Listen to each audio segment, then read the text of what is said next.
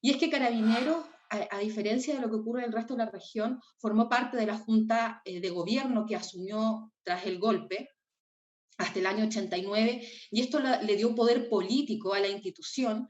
que ya de alguna manera había asumido desde su nacimiento como institución militar, pero que se viene a consolidar en este periodo. Y queda consolidado además en la demostración de que se atribuye facultades, se arroja facultades a este cuerpo de policía que no tenía anteriormente al año 73 como la facultad investigativa y que sigue en pie, y que en el marco de la reforma procesal penal ha significado un conflicto tener dos policías que hacen investigación en estas circunstancias. Es una policía bastante bien dotada, no solo respecto del número, sino también de las condiciones en las que trabaja, una serie de prestaciones específicas de seguridad social en materia de salud, vivienda y otros que son exclusivas de las Fuerzas Armadas y de orden.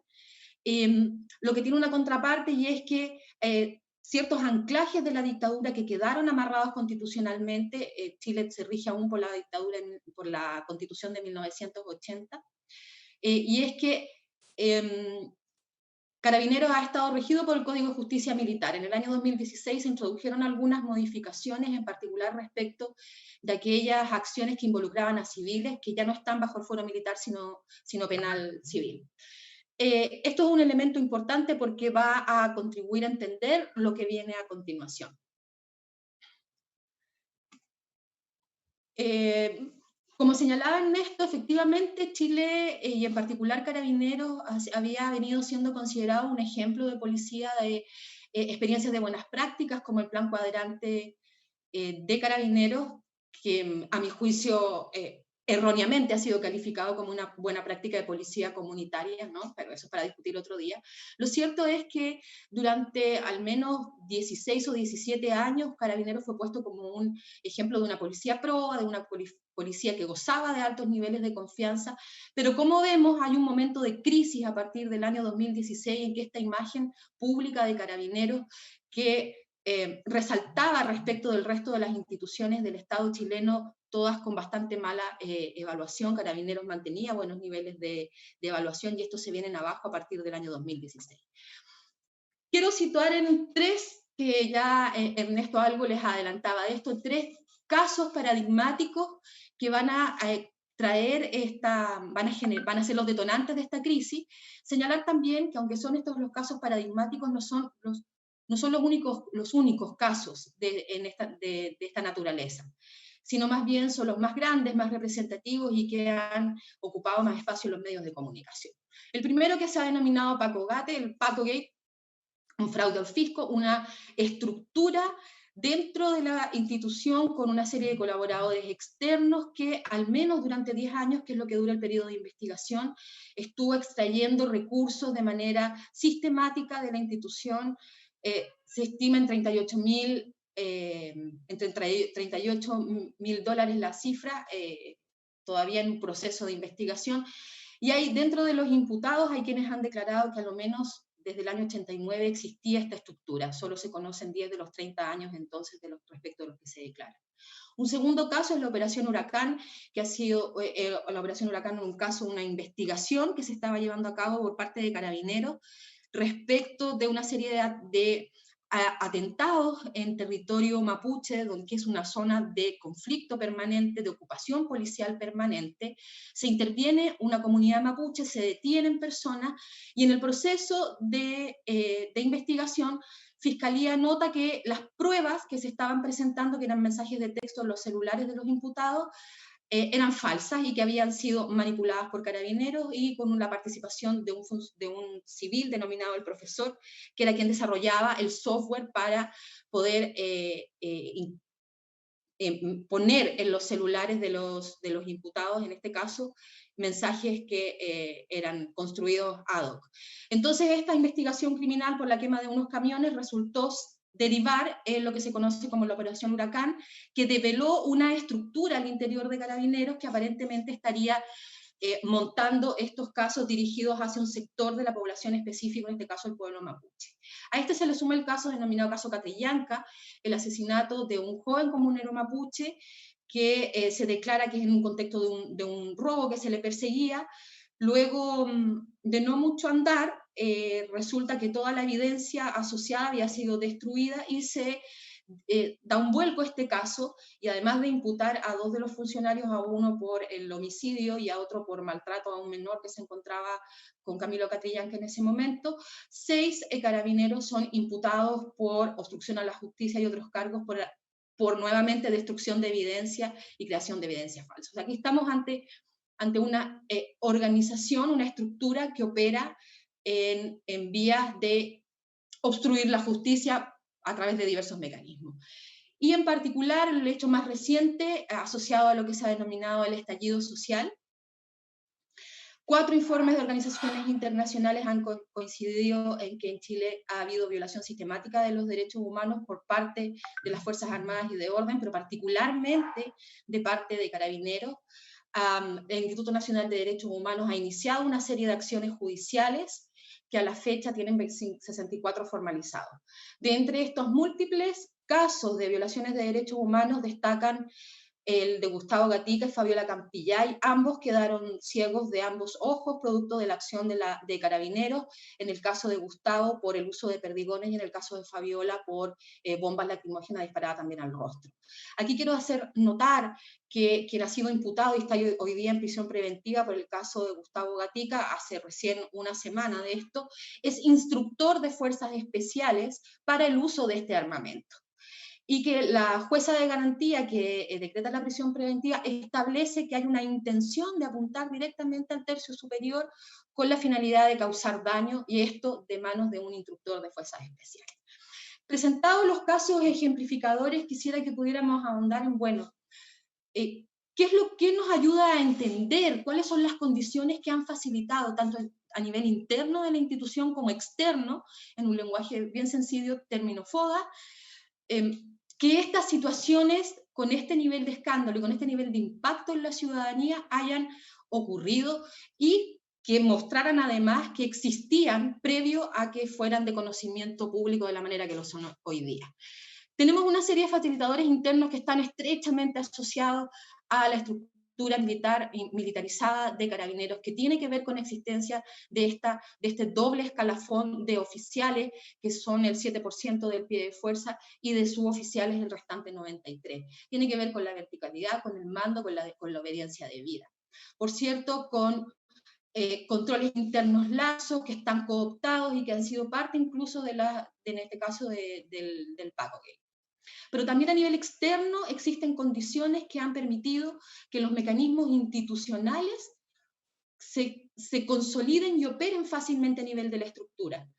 Carabineros goza de una alta autonomía, no solo operativa, sino también administrativa, de controles externos muy débiles y muy poco dados a cumplir con su función, etc. Pero también hay elementos a nivel de la cultura, cuál es la actitud institucional por una parte, pero también del medio. Y esto tiene que ver nuevamente con esta lógica militar y con la historia de Carabineros, y fuertemente asociado también a lo que fue la doctrina de la seguridad nacional, que durante los años 70 y 80 logró instalarse, yo diría para quedarse, en estas lógicas culturales internas. La identificación de un enemigo y la actuación en defensa del Estado son elementos centrales, que tienen un correlato también a nivel externo, en una política de seguridad del país que es bastante ambivalente, que tiene aspectos muy importantes de seguridad interior, que otros apuntan hacia la seguridad pública, y en la práctica se intentan implementar estrategias de seguridad ciudadana. Todas estas conviviendo con mensajes del todo confusos para las instituciones policiales, en particular para Carabineros, que cumple este doble rol preventivo e investigativo. Hay una complacencia del mundo político porque le ha quedado cómodo delegar en Carabineros las responsabilidades de dar seguridad a los ciudadanos, y una ciudadanía, por cierto, que ha sido cooptada por este discurso del miedo, y lo señalo entre paréntesis para indicar que hay una transformación también asociada a ello. Pero también las relaciones que se establecen son importantes de identificar, relaciones de obediencia asociadas a la jerarquía y que involucran también, y aquí retomo lo que señalaba un panelista anterior, que en esta dinámica interna se violan los derechos humanos también de los funcionarios de Carabineros desde el momento de su admisión, ingreso y proceso de formación de manera sistemática. Las condiciones en que trabajan y particularmente en situaciones de alta exigencia como el territorio mapuche y ante conflicto social, son del todo constitutivas de violación de derechos humanos. Pero también hay un sistema de reproducción que funciona a través de la retribución, por ejemplo, de quienes forman parte de esta familia de carabineros que deben obediencia y que responden a ella, lo que van a recibir de vuelta es esta retribución a través de quienes ingresan, quienes ascienden, hacia dónde se les destinan y qué beneficios son los que reciben. Esto nos da, a mi gusto, y esta es una propuesta analítica, una figura que nos recuerda a Galtung y que nos plantea la necesidad de observar integralmente no solo aquello que es evidente, que vemos de manera directa, estos casos que se constituyen en los actos de violencia directa, sino también cuáles son estos elementos que subyacen y que ya les he presentado anteriormente a estos problemas. Cuáles son las lógicas y dinámicas con el medio externo, graficado acá fuera de la línea punteada negra. ¿Y qué hacemos? Bueno, en estos 2 minutos y 10 segundos que me quedan, una propuesta de cómo avanzar en esta misma lógica. Carabineros es una institución de policía que responde a un modelo determinado, de un Estado determinado. Fue creado bajo un momento de regímenes militares en Chile. Ese no es el caso de hoy. A 30 años de iniciada la transición democrática, hoy nos encontramos en mi país en un momento constituyente. Nos estamos preguntando respecto de qué país queremos, y esto es una tremenda oportunidad. Sumado a ello, y creo que me voy a tomar un minuto más, el cuestionamiento al Estado patriarcal, al estado de cosas patriarcal, viene a poner a las mujeres en un lugar de la discusión que va a permitir bajar el tono bélico. Esta asociación entre un policía y un arma no responde necesariamente a lo que se pretende encontrar en la sociedad. Que nos traslademos a nivel de las actitudes, de la cultura ciudadana e institucional, desde una lógica del combate del delito a la de gestión del conflicto. Cuando hacemos estas convicciones, cuando tomamos todos estos elementos que están en el medio y los articulamos para preguntarnos cuál es la función social que queremos darle a la policía, vamos a poder pensar cuál es el modelo de policía en función también del modelo de sociedad que queremos. Es un modelo de seguridad pensado desde la seguridad humana, entonces la policía tendrá un rol. Queremos mantenernos dentro de un estado de seguridad interior, entonces la policía tendrá un rol probablemente muy parecido al que tiene hoy día. Y esto es lo que está en cuestionamiento. Y es a partir de estas definiciones, cuando alcancemos estas definiciones, qué funciones vamos a darle a esta policía en el marco de este nuevo contexto social. Y van a fijarse ustedes que esta línea que estaba absolutamente fuera de los asuntos que tienen que ver con la crisis de la policía, hoy es parte de ella. Porque esta idea de las alianzas estratégicas en realidad debe ser un continuo en el tiempo. Desde el momento que nos preguntamos, y los policías y las policías son parte de esta pregunta también, cuál es el rol que va a cumplir la institución en un contexto social determinado.